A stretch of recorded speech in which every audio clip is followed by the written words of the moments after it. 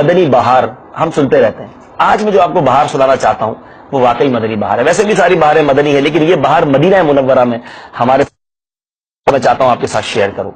ہوا یہ کہ مدینہ منورہ میں ہمارے اسلامی بھائیوں کی ایک ایسے اسلامی بھائی سے ملاقات ہوئی جو 30 سال سے عرب شریف میں جدہ میں رہتے ہیں، مگر 30 سال ہو گئے مدینہ منورہ نہیں گئے تھے، اور وہ پہلی بار مدینہ منورہ آئے تھے.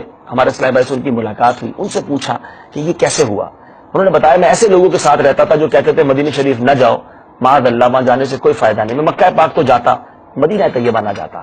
الحمدللہ کہتے ہیں میں نے مدنی چینل دیکھنا شروع کیا، اور مدنی چینل کی برکت سے میں زندگی میں پہلی بار مدینہ منورہ آیا ہوں. اور پھر کیا ہوا؟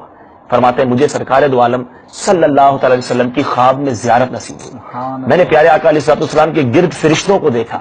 اور پھر کیا دیکھا کہ شیخ طریقت امیر اہل سنت تشریف لا رہے ہیں. فرشتوں میں سے کچھ نے انہیں روکا تو پیارے آقا علیہ السلام نے فرمایا انہیں آنے دو، یہ میرا لاڈلا ہے. سبحان اللہ. اب اس اسلامی بھائی کے کیا تاثرات ہوں گے جو زندگی میں پہلی بار مدینہ منورہ آئے. کیوں آئے؟ مدنی چینل کی برکت سے. پھر کیا ملا؟